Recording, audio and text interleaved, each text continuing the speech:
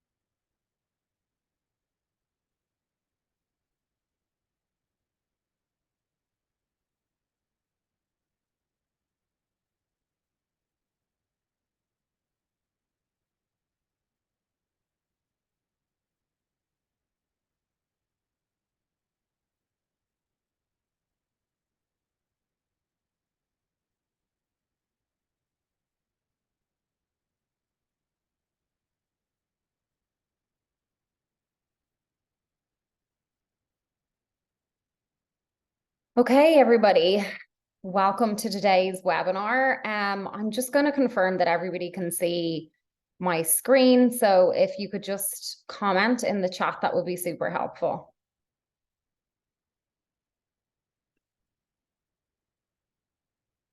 I think Liz from our team is on as well. So if Liz could comment too, that would be amazing, just so I can make sure that everybody can see this. Okay, ready to rock and roll, I think. And Liz, can you confirm, do we have 30 minutes or is it an hour for today? Just so I know, to keep everybody within the allotted time. If you can let me know that, that would be great. Okay, we have a full hour. I don't think it's going to take the full hour, but let's see how we get on. We're also going to be recording this for later. So here's what we're here to see. Hopefully you're in the right spot. You're here for the O-1B visa extraordinary ability webinar. We're going to be talking through this option, which I personally love. They're one of my favorite visas to work on. So I'm super excited to be sharing this today.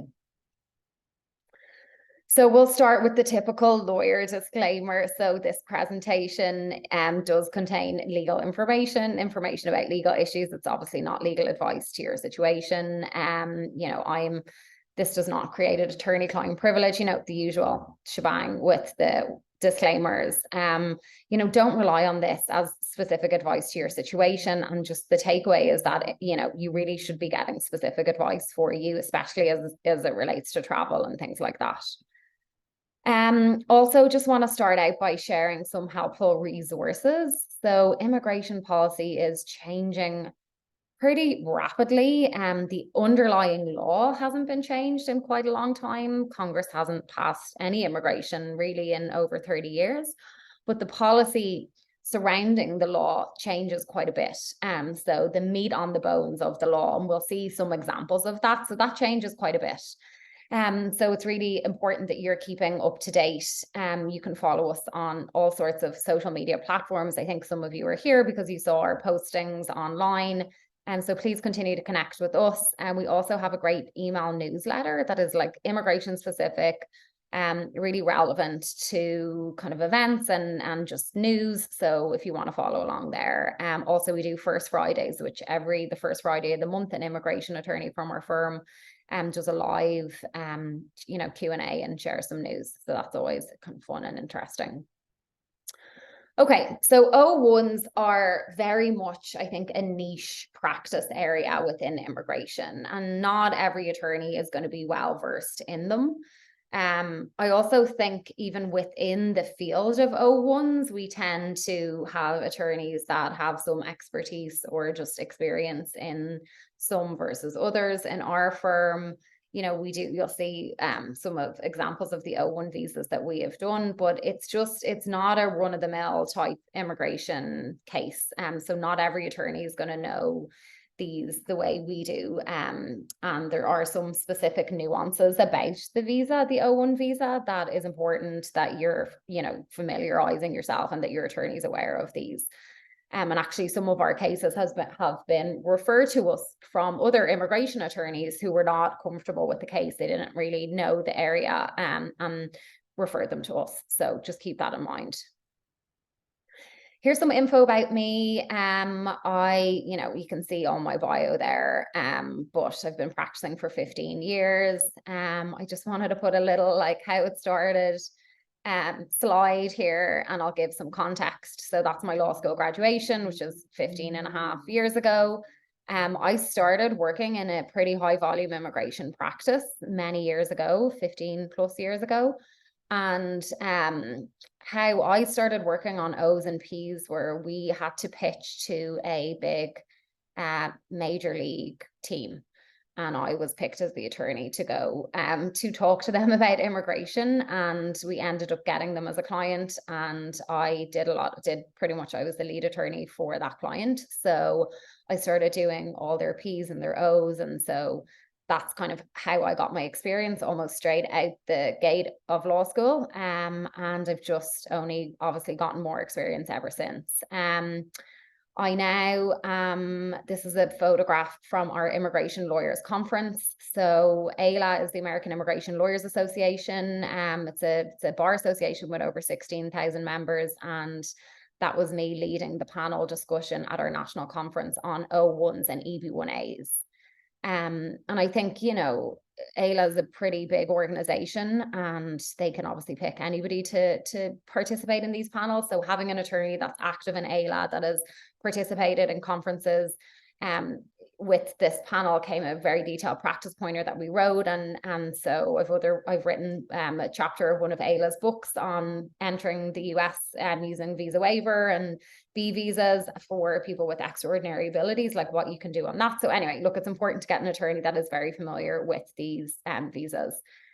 I also do a lot of advocacy work for the Bar Association and our clients, meaning trying to get the White House. I've had meetings with the White House and the Department of Homeland Security to try and make some updates to the policy that will make things better for our clients, and happy to report that some of these changes have been accepted and implemented. So I'll share some policy updates that are pretty exciting. And this administration is very receptive to change and wants to really, in their words, make things more certain for clients. It doesn't mean now that every case is being reviewed by an officer that's completely on board with that plan, but at least from the administration's point of view and outwardly facing mission of the USCIS, they do want immigrants in the US and are trying to facilitate that. So here's some of our O1 clients that we adore. Here's Emily Thorne, here's Pixie. This is all obviously with their permission and, they're online saying they're our clients. So of course that's privacy that we would only be sharing this with their consent. But here's two of our O-1B very happy clients. They're both now in the US, and we worked with them on their O1 cases. They were so fun. And yeah, these are just two recent approvals that I pulled as an example for the O1. We have lots of other ones, but these were just very recent ones, so I wanted to share. Emily is a fitness influencer on all sorts of platforms. She's just amazing and so inspirational. And Pixie's also so fab. Emily's from Canada. Pixie is from Australia. Pixie works in the music industry. She's down at South by Southwest. She has her own music startup and had a venue in Australia, and just basically lots of cool stuff in the music industry. So these are some of our clients. Here's another client of ours, the Coronas. They're an Irish band. This is a very proud moment for me, for them, but seeing them play at Lollapalooza was just an amazing experience. We worked on their visas, and when you get to see your clients here in the US working and kind of using their visas and doing what they love, it's really inspirational for us, and it kind of brings it all home as to why this work is so important. So it's just a real honor to be able to help clients like this. Here's one of our tech clients, Mert. This is an O1A, so not an O1B, but still, O1, I just left this in here. His company has since been acquired and he's gotten a green card, and we worked with him on all that. But yeah, just more of the work that we do. Here's our amazing artist client, Julia. She's from Russia. So 1 second. We'll get into kind of some of the evidence that you need for the O1. Press is a piece of it. It's not a requirement, but it can be very helpful. And so we work with our clients to put together the strongest case, and with Julia, the Chicago Tribune ended up getting interested in the story. And so we had multiple pieces in the press while we were working on Julia's case, and also on WGN radio and things like that. She's just an amazing story. Her art is phenomenal, and you should check out some of her stuff. Yulia Kuznetsova, she's awesome. So here's some of our other clients. You probably recognize some names there: sports teams and startups that are, anyway, just we're proud of our clients. And speaking of being proud, here's our amazing team. It's obviously not just me in the firm. There's a whole bunch of us that are all here. And we're all really committed to making the client experience, be what we would want ourselves. A lot of us are immigrants or first generation, and it's just super important to us that we, treat clients the way we want to be treated ourselves. And we're also based in 2112. Shout out to anybody from 2112 who's here or watching. It's Chicago's music and tech incubator, and just like hub for everything creative. And we work with clients who are based in Chicago. That's where our main office is. But also, because immigration is federal, and this is important, we have clients all over the US. So it doesn't matter where you're going to, where you are at the moment. We help clients all over the US. Immigration is the same in any state, and that's a pretty unique thing about immigration law. Some areas of law are very state specific, but immigration is not one of those.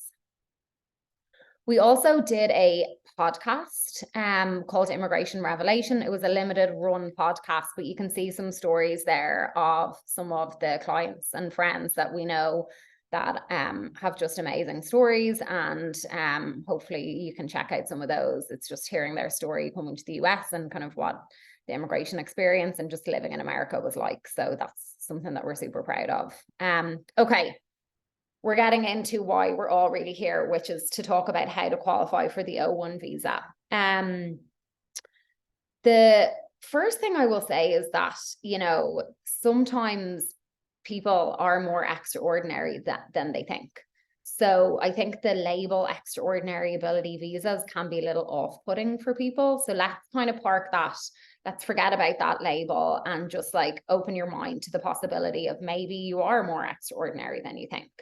On the other hand, for some people, just the O1 is not going to work for them right now, or maybe not in the future either. But, I think sometimes people are put off by the term extraordinary. And it can also be a cultural thing, depending on where you're from. Certain cultures, Irish, let's say, I know that because I'm Irish, we're a bit self-deprecating, and it just comes across as a little odd to, or just, it seems like, you have notions, as we would say. So, just keep that in mind. But here's the three things, right? I describe the O1 visa as you need to fill 3 different buckets, because I think it's a helpful way to just visualize it. And then you'll see the actual buckets here that Liz, I think, helped me do that from our team. So the first bucket is proof of extraordinary ability in your field. We're going to get into each one of these buckets and what you would need to fill them, but just know bucket number 1 is proof of extraordinary ability in your field. Bucket number 2 is you need a petitioner or sponsor. You need somebody or some entity, somebody is filing the case on your behalf. And we'll get into the flexibility and the different types of arrangements that you can have there. And then finally, you need evidence that you're going to continue to work in your field. These are all kind of interconnected. They're not, nothing is really viewed in isolation, but it is important that you in your mind think about these as 3 distinct entities or 3 distinct kind of hurdles. And this is kind of my own thing that I've come up with, these 3 buckets. It's not like necessarily, I mean, it's the requirements come in from the regulations, but it's not necessarily written as like 3 buckets in other places. This is just how I like to think of it and how I explain it, having done this for oh my gosh, a decade and a half, 15 plus years. So we'll get into each of the buckets, but I mentioned the policy changing, right? This is an example of the policy changing. Now, this is an O-1A, right? And there are two different types of O-1s there. I kind of touched on this earlier. There's the O-1A, that's for people in business, science, education, athletics. And then the O-1B is the arts, entertainment, TV, motion picture, creative kind of thing. So this was O-1A policy manual updates in January 2022. And I just put a screenshot here so you can kind of see how the policy changed. But excitingly, so this is just for the O-1A. In March, so just a couple of weeks ago, we also got some updates on the O-1B policy manual. So this is a screenshot from the USCIS. Saying that, they've updated the policy manual, and they are giving us additional, evidence or additional kind of information on how they're viewing the O-1B requirements. So I met with the White House in relation to just advocacy for immigration for startups and things like that. And so we had a meeting, and they basically said that it is their hope that they could put some certainty and some more guidance out there. Because if you look at the actual law that was passed by Congress, so the law basically will say for an O-1, you need, like O-1B, these 6 things, right? You need 3 of the following 6, but it's just like a sentence or 2, mostly just 1 sentence. It doesn't tell you really much more than just like a sentence. So it might say something like, press about the beneficiary in major press or publications. That'll be it. And then we have to kind of figure out, well, what does about the beneficiary mean? How much of the article needs to be about the person? And also, this is where we kind of see disturbing trends sometimes from the USCIS. Oh, they're questioning articles where the beneficiary is named, but other people are also named. Like they were pushing back on articles where they were mentioning like a team as winning, let's say, example, Chicago Blackhawks winning the Stanley Cup, and a few people were mentioned. Well, there was some trends where they were saying that's not about X person, even if they were named in it, because it's more about the team. And we just thought that's bizarre. That's not really what Congress intended. And so things like this had been happening. And without real clear guidance about what each one of these criteria, what each criterion individually meant, it was hard for us to push back. It was hard maybe for the officers to understand what was needed. And so the administration, the USCIS, the Department of Homeland Security, without Congress involved, can actually flesh out guidance. And they do that in the form of the policy manual. And this is what was done here for O-1Bs in March. So this is hot off the press, and it's exciting because it gives us some meat, okay, on the bones of the law. I just pulled little excerpts here just so that I could show you an example. So the first one is for lead or starring roles in events or productions. And you'll see that that's like one of the boxes that you can check. But you just see an example is that one of the things that came up were, because this is like in the past, you've had a lead role and you will in the future. So then it's like, okay, do we need to have, US distinguished like future events in the US for this to be satisfied? And you'll see here, they have clarified that it is sufficient if you demonstrate that you have performed and will perform a qualifying role in a production within or outside the US. So that's important. It's telling us that you don't have to have done anything in the US before. And to satisfy this criterion, it would actually be sufficient if your leading events were in the past and in the future outside the US, within or outside the US. That's kind of an example of the policy manual and why it's like super important. And us as attorneys, we get to use these words in support of our clients' cases. We use the statements from the administration. We use the new mission statement of the USCIS. We use the policy manual updates to show how our clients are meeting the requirements for the O-1 visa. So here's some examples, and it's hot off the press. So as I mentioned, we think of these things in like 3 different buckets. And the first bucket is proving that you have extraordinary ability in your field. Okay. So then we kind of look at like, what is your field? And this is broken up into the O-1A or the O-1B. And I mentioned this, the O-1A, science, education, business, athletics, the O-1B, the arts, motion picture, kind of creative. It's not always obvious when one is either O-1A or O-1B. It's sometimes that can be, you know, a bit of an art form in and of itself, is determining which is a better fit for the client. For example, let's imagine, this is a real life example. Let's imagine I am in the hair and beauty industry. So I am a stylist or, you know, makeup artist or something like that. But then I also have my own product line. I also have my own stores. I have other things. Am I creative because I'm a makeup artist, or am I in business because I'm a business person as well? Which one am I? And so, you know, we work with the client to figure out what's the best fit for them. But that's an example of actually something that we did deal with.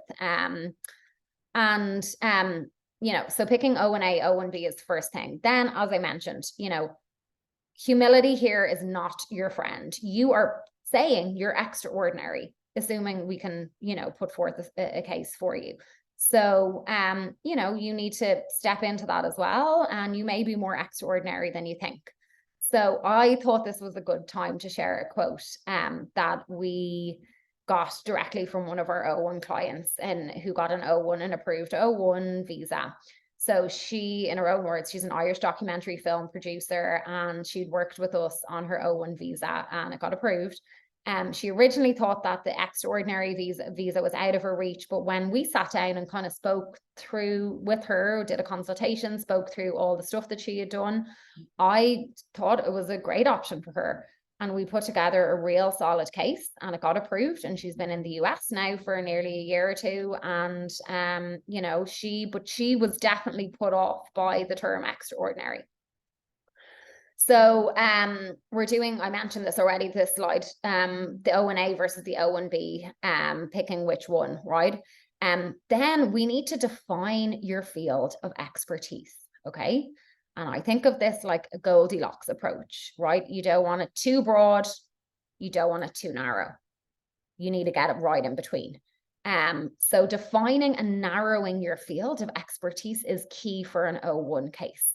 And so think about it, like, you don't want to say you're an expert in computer science, okay? Because then you're compared to, or a YouTuber, right? If I'm a YouTuber, am I compared to like Mr. Beast? I think that's his name that my kids love.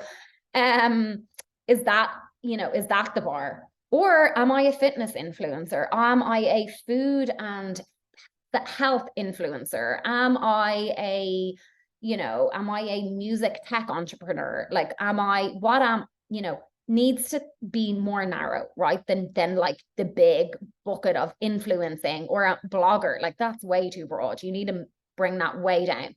So, but also being at the top of the field of one is meaningless. And there is a case on this point exactly. And it wasn't quite a field of one, but they did say the field was way too small for it to be significant that you're at the top of the field. So you need to get it just right.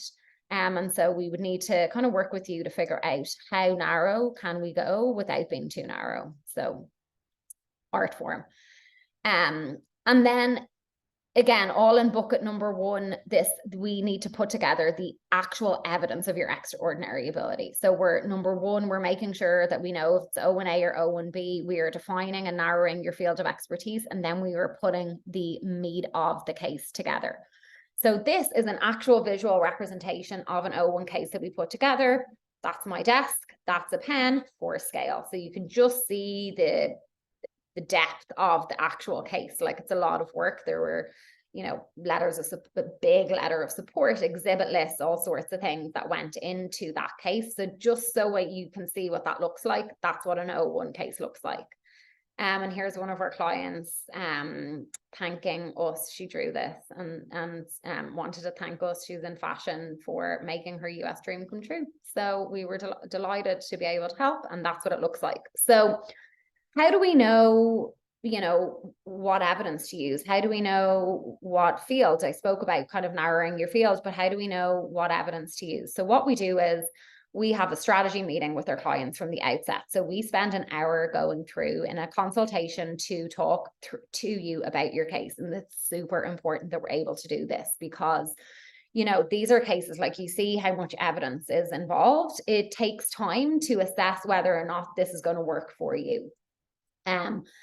So we'll kind of go through the potential criteria that we can use. In the O-1B, there's 6 boxes, and we'll show you what they are. And we kind of like narrow it down to which ones may work. I generally first actually eliminate the ones that definitely will not work. So if you do not have a high salary, because that's just not, you know, a thing, if you have not been paid, had significant remuneration or been paid, you know, well for your gigs, and that happens. Sometimes people are doing things more for like fame and exposure and traction, and they're not getting well compensated. And if that's your case, well, then we're not going to use the high salary one. So we'll just take that directly off the table and we won't use that. And then we kind of start to narrow it down, which ones may actually work for you. And from there, we try to see what evidence we could use. So on our team, there's myself, my brother Ray is another partner in the firm. He works a lot on the sports and the music cases.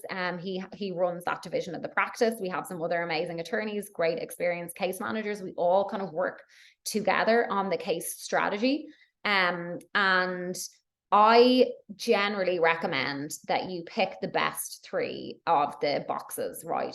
3 criteria, and submit evidence for those. I have seen other attorneys that try to push for a 4th and a 5th, and I personally think this is a mistake. The only time I would push for more than 3 is if it is actually harder to eliminate one. And sometimes it really is harder. We had one producer where she's like, oh, she checked all 6 boxes. It was hard for us to eliminate, to figure out which ones we should not include. And I think we may have done 4 or 5 maybe in her case, but that's an exception. Generally, I think you're better off picking 3 because weak evidence makes the rest of your case look weak. You know, and that's kind of across the board. Like if you've really solid press, don't put in a random blog post that's like not considered press. You know, don't put in a press release that's not considered press. It just makes the rest of your case look worse. So I just feel like that's kind of a mistake. So I think pick your best ones and go for that.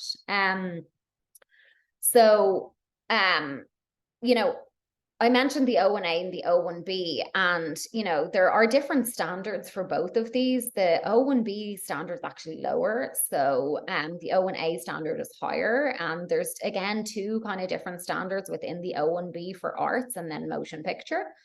So that's important to know. I don't know in reality how that is necessarily applied through the USCIS, but it is important to note that the regulations are different. The standard is actually different. The law is different. So here's the O-1A criteria. I'm not going to spend time on this because this webinar was for creatives and arts and kind of entertainment, but that's the O-1A criteria. Here's the O-1B criteria.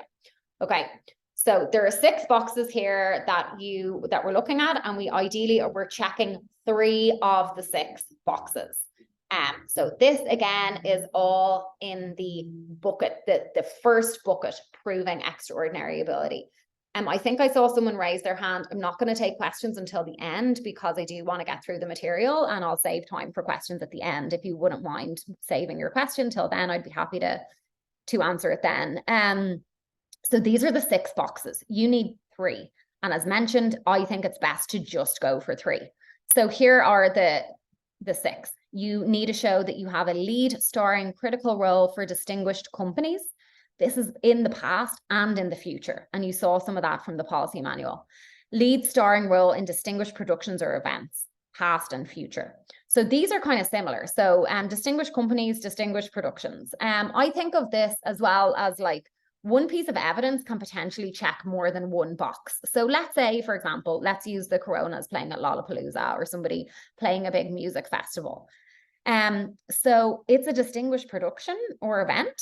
Definitely, it's one of the most well-known music festivals in the world. It is definitely distinguished. You are playing a leading starring role if you're up there on a stage, right?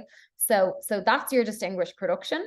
But it's also put on, a lot of Palooza's put on by C3 Productions, put on by the City of Chicago in part, you know, it's put on by distinguished companies and organizations. So you start to see how one piece of evidence can be used to check more than one box. Now, obviously, you're going to have more than one event and more than one production. So you need multiple ones. And they're all, a lot of these are written in the plural anyway.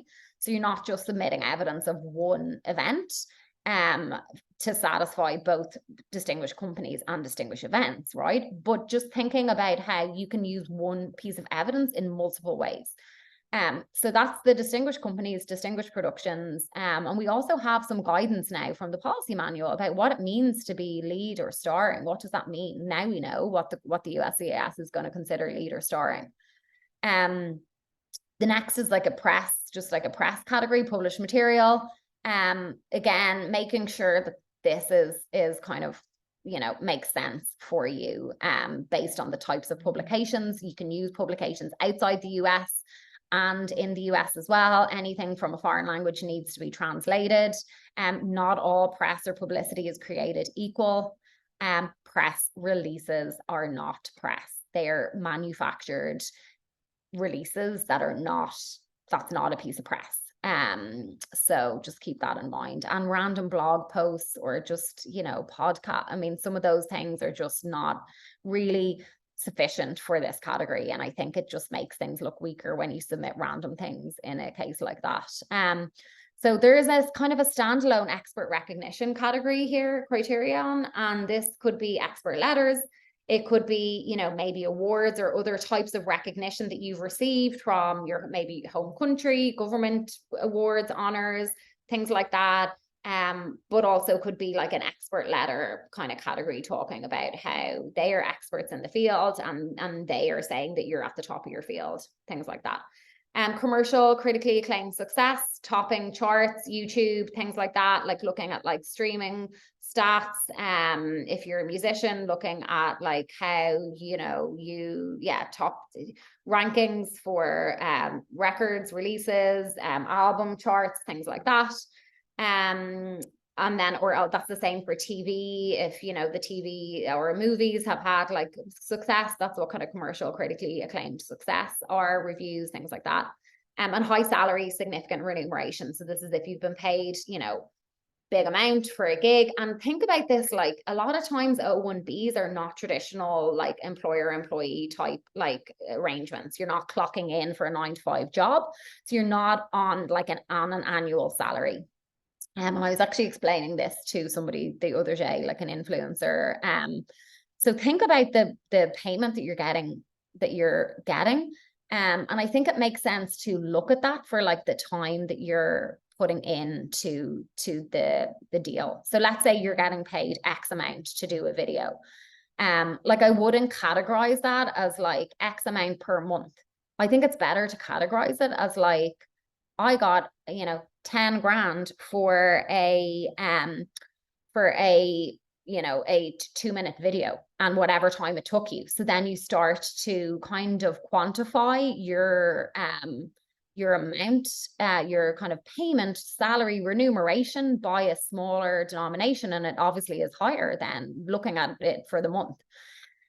Something that I thought was really cool, if you've heard of the company Cameo, which is like the celebrity kind of shout out app, one way that I saw them getting people on board, celebrities on board to sign on to the platform to begin with, also they're from Chicago, so shout out to Cameo, was they said to celebrities, like, let's say, I think it was like an NFL or just footballers, athletes, basically they say, you get paid X amount for, you know, a game, training, and they kind of figured out how much they were getting paid. And they're like, you do a Cameo, you're getting paid $1,000 for 2 minutes of your time. Like that is way more than your actual salary from the whatever team, something like that. So thinking about basically quantifying, you know, how much you're getting paid based on how long it's taking you, I think is a good way to think about salary. But also, look, not everybody, most of our clients don't actually meet the high salary, significant remuneration.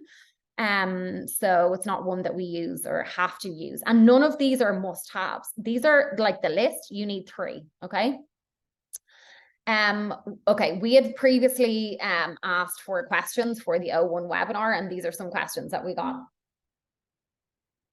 Somebody says, how important are awards in my field? In their case, they're on national TV. They haven't received any awards. And then the next was, do I need much press? And I think both of these are kind of related, because you actually don't have to have either of these things. You know, you don't like the high salary. You don't have to check that box, right? You need to check 3 boxes, you know, not every single one. So if you don't have press, that is fine. We're working with some people who are like super massive on YouTube, but they don't have press because they're getting their, you know, publicity, their traction directly on YouTube and not on what you call, on like separate press. On the other hand, we are working with some YouTubers who do have a lot of press and are getting, you know, more YouTube traction because of the press. So it's not a prerequisite though that you have press or that you have awards. But if you do have them and you're going to use them, we want to make sure that we are being strategic about how we incorporate them into your case and that we're picking press that is actually good press and it's going to help your case. Okay, so that summarizes bucket number 1, right? That is proving extraordinary ability in your field. So just to recap, we have just discussed narrowing your field of expertise, defining and narrowing it. We have discussed the differences between the O-1A and the O-1B and how it's kind of an art form picking which one fits for you. And then we've discussed the boxes that you will need to check to prove that you're extraordinary in your field, right? Those 6 boxes for the O-1B, you need to prove 3 of them. Now we're going to move on to bucket number 2, which is the petitioner, sponsor, employer.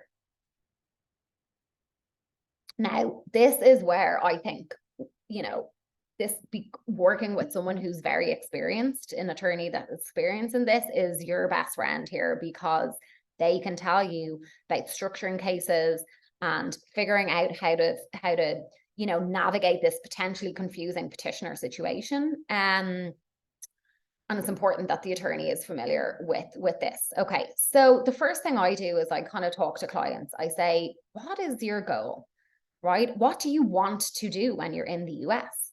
Because everybody's goals are different. And I am such a fan of saying that immigration must work with your life too.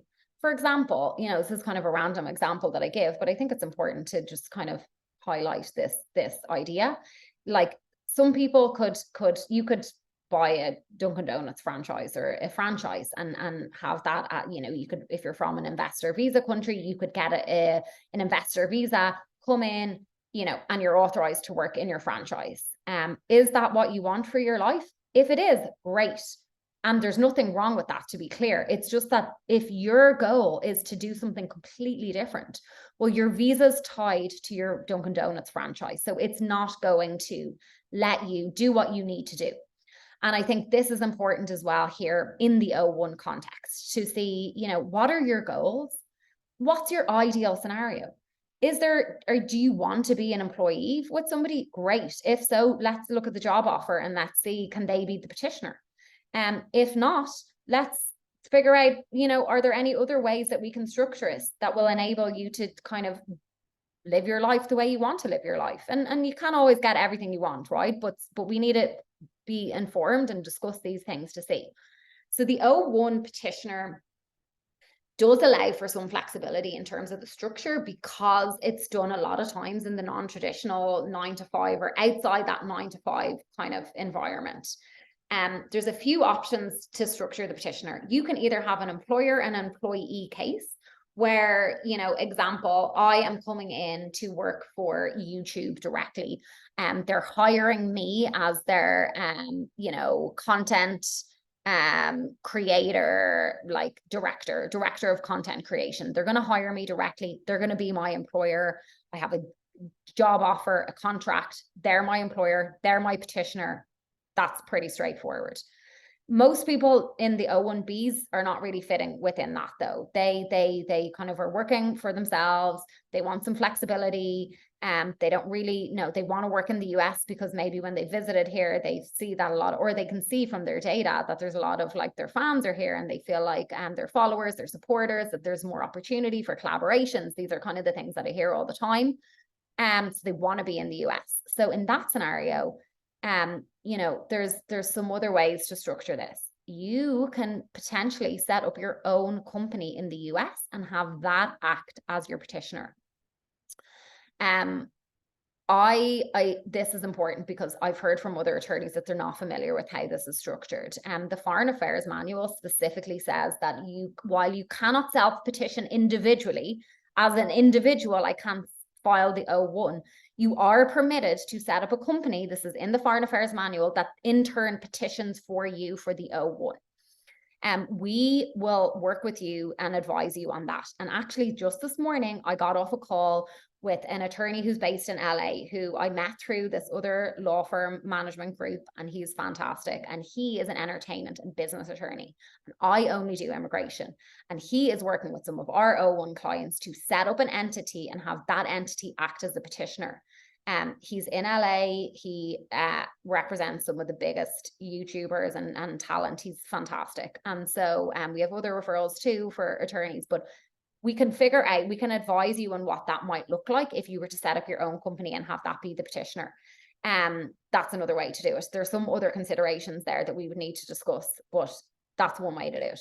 Then you could have an agent petitioner where somebody acts as your agent on behalf of multiple employers. If you had like multiple you know, potential collaborators that you wanted to work with that wanted to structure it this way, you could do it that way. Or, you know, if that's the situation that you wanted, you could have them hire you through your own company in scenario number 2.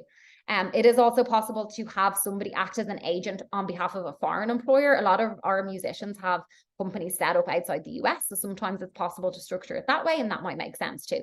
So there are some flexibility things there. Now, bucket number 3. So that's kind of a snapshot of the petitioner bucket number 2. Number 3, you need to show that you're going to continue working in your field, right? Because you're getting your O1, because your extraordinary ability in your field, you need to show you're going to continue to work in your field of expertise. This is very much related to bucket number 2 and also to bucket number 1, right? Because what's your field? You need to be, you know, we've worked with clients who were models before, but didn't want to work, you know, so they could definitely be O1 models, but that's not what they wanted to do. They were getting into a new industry, and how do we show that their previous work is related to the work that they're going to do in the future? So kind of career transitions and things like that can sometimes be just a consideration or an additional kind of hurdle. So all of these are interconnected.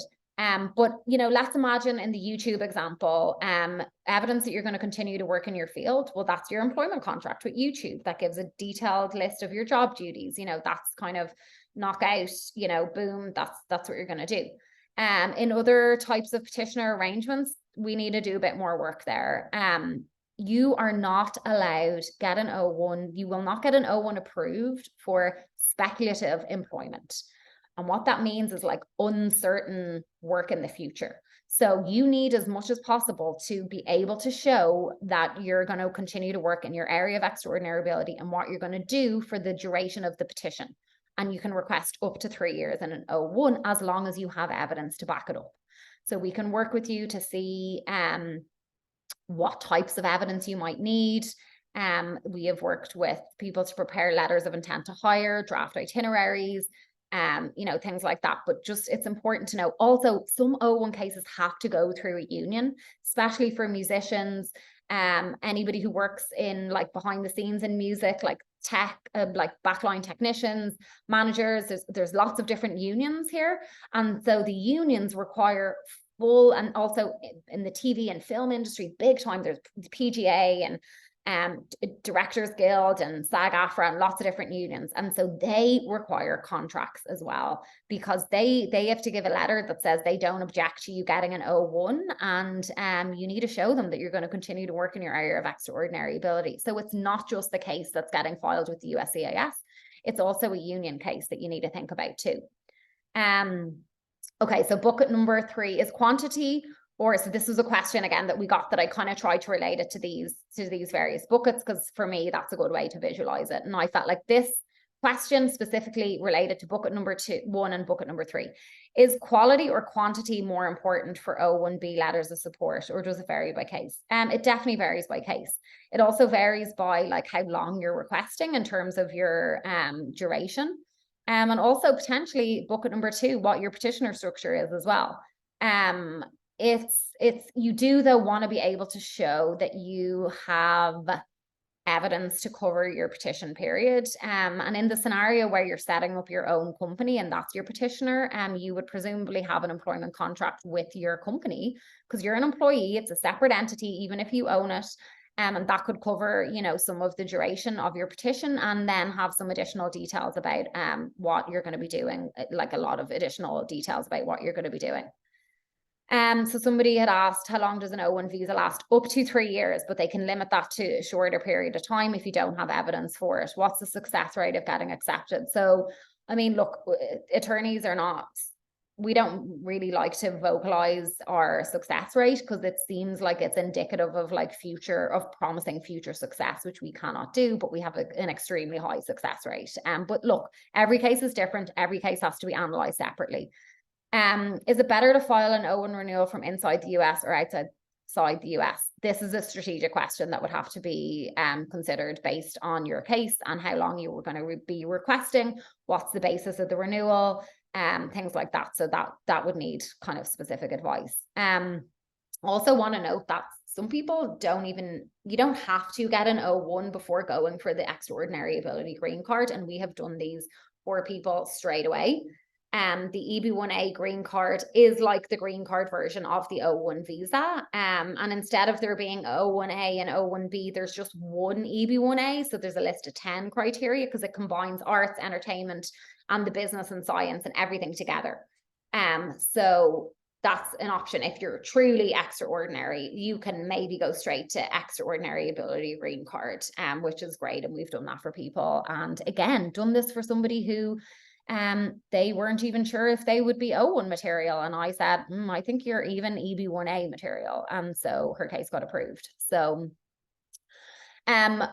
for the webinar attendees, we are going to offer you a special kind of consultation offer. My rate for consultations is $450 for an hour, where we go through all of these things specific to your situation.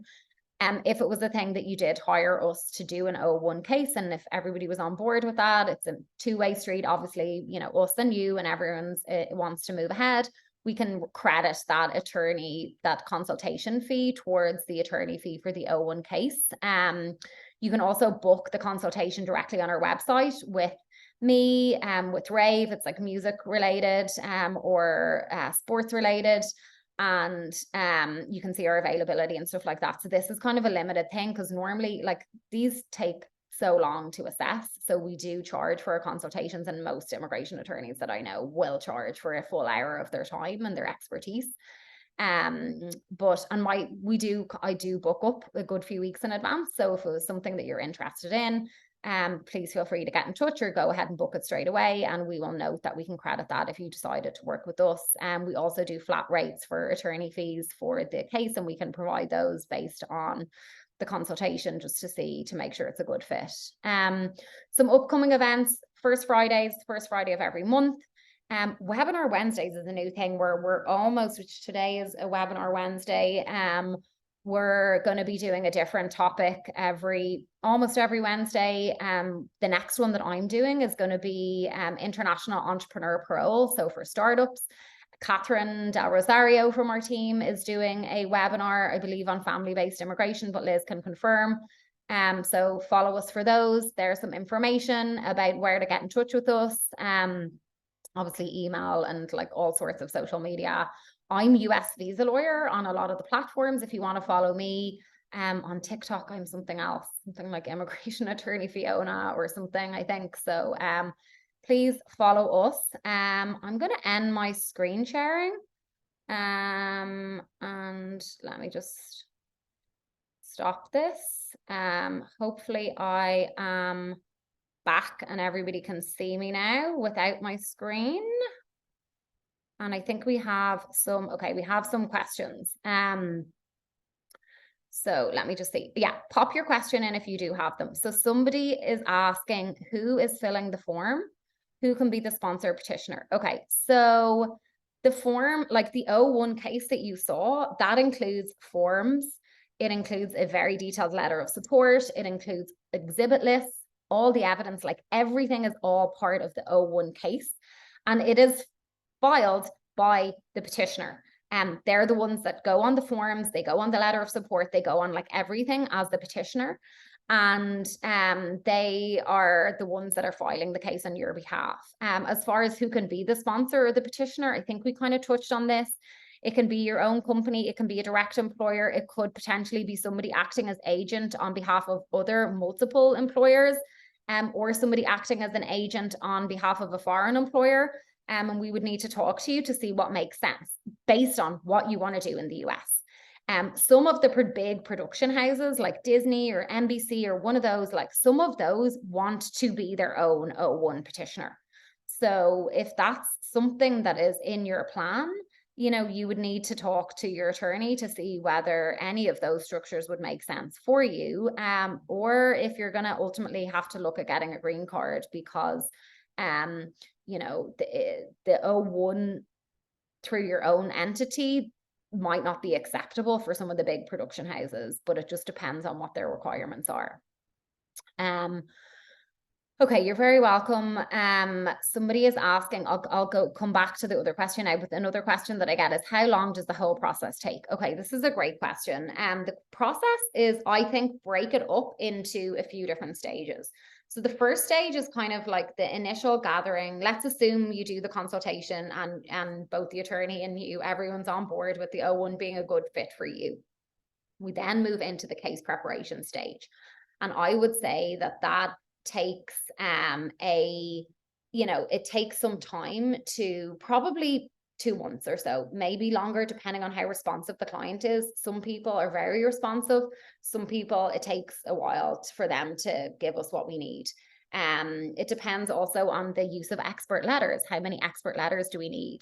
Are the experts going to be responsive to reviewing a letter that we've all kind of drafted together? Things like that. But I would say maybe 2 months to prepare the case, and then it gets filed with the government. It can be potentially premium processed for an additional government filing fee. If you do that, it can be reviewed in a 2-week period. After that, you would either get it approved, or they could come back looking for further evidence, known as a request for evidence, or RFE. And if that happens, it will take time to respond to that and submit the response. And ultimately, hopefully get the case approved, although no attorney should ever guarantee you an approval. And if you're outside the US, or if you're here and the case has been selected for consular processing, you may need to go to an embassy to get a visa stamp in your passport. So this is kind of a couple of different stages. So from start to finish, hard to say, because there's a few kind of wild cards in there, including the responsiveness of people, whether a request for evidence is going to get issued. It might take 3 to 4 months, 5 months. It just kind of depends on the actual case. So hopefully that was helpful. Okay, somebody is asking, in the science technology field for O-1, how many researchers publications would be ideal? Okay, so that's for the O-1A. I would say that it depends on the types of publications. It depends on where your name appears as the author of the publications. I'm going to be doing another webinar on O-1As, so I would recommend that you join that as well. And again, it's not necessarily number of anything. It's not like, oh, you can have, 8 pieces of press and that's a magic number. Well, if you have 6 good ones and the New York Times is one, and there's or you're all over Forbes, well, that you may be, maybe sufficient to have less. So it just kind of depends. Is it okay to be in the US and request it? So that depends on, so somebody's asking, can you request it from the US? It just depends on many things, what status you're in, when you entered, when your status is going to expire. There's just that's a legal analysis that would have to be done based on your situation. Okay, somebody is asking for, as being a sponsor, is there any legal liability that comes with being a sponsor if the person you're sponsoring commits a crime? So I'm not a criminal attorney, but I don't think anybody could be responsible for somebody else's crimes. There are some obligations that go with being a sponsor or a petitioner in a case. One, maybe you may be agreeing to return transportation home for the person. And so there's just a couple of things that you'd need to know. that you need to discuss. It would also kind of depend on how the petition is structured. You are signing off on the truthfulness of the information contained in the forms. And also, I would kind of want to know what type of petitioner this is. Is this a direct employer petitioner? So it would just depend on the nature of the case. So hopefully that is just okay. Somebody said, if you applied for it, gosh, there's a lot of great questions. I'm so happy that these are all coming in. Okay, so someone's saying, if you applied for the O1 in the US and get it approved, do I have to go back to an embassy in your home country, or could you go to an embassy? Okay, an Irish embassy in the US. You cannot go to the Irish embassy in the US. So the Irish embassy here in the US is only for Irish immigration matters, not for US immigration matters. And if you're in the US, it depends on what status you're in. You may be able to request a change of status. That would automatically happen if the case got approved. Right? You may be able to do that. But at some point, when you leave the US, you're going to have to get a visa stamp in your passport. You don't necessarily have to go to your home country. Depending on, you may be able to go somewhere else. Let's just put it that way. However, sometimes it's recommended that you apply in your home country because there are advantages of applying in your home country. One of them being, if your case randomly gets subjected for additional processing called administrative processing, this can happen. You're much better off if you're in your home country, because that can take some time to get through and it's random. So you don't necessarily want to be stuck in Canada for who knows how long if you're randomly in administrative processing. So for some reason, some people may be better off going home to get the visa stamp process, but depending on how your case is filed and structured, it may be possible to request a change of status. Not if you're here on ESTA. So hopefully that was helpful. Okay, so we only have like 2 more minutes, so I'm just going to be super quick. Somebody, if I need to build an O1 case, the petitioner does have some recognition in the industry, but not strong enough in the science. Okay, this is more for the O1A. I recommend that you come to the O1A webinar. This webinar is specific to the O-1B, and so this is about science and research papers, which is more of an O-1A question. So stay tuned for when that's happening. Someone's saying you have a business tourist visa and have a job offer, which would be the best visa? I can't answer that. It's too much of a specific question, and I would need to analyze your case and everything to see what is the job offer, what's your background, there's a lot that would need to be unpacked in order to answer that question. So unfortunately, I can't give an answer to that question now. That's it. We did it. We got through all the questions and got through all the material in, I think, record time. We have 2 minutes to spare. I really hope that you found this helpful. We're going to have the recording up on all sorts of social media platforms. You're so welcome. Everybody's saying thank you. Thanks. I love these cases. I'm very passionate about it. It's been, a long road to get here, but I've really developed a lot of knowledge and expertise in these visas. And so I love sharing it with people, love helping clients. I just love how different every O1 is. And so it's okay. Somebody is, you're so welcome. Someone raised their hand. If you can just type a question, we have 2 minutes left. And I do actually have another call, so I have to jump. But I don't know if I can see. Okay, I don't see any more questions coming in. I'm going to wrap up because I do have another call. But Liz is saying that we're going to send an email for the upcoming webinars to everybody who attended here, and we can send you a recording of this as well. That's a wrap, everybody. Thank you so much for coming to the O-1B visa webinar, and I hope to hear from you all soon. Take care, everybody.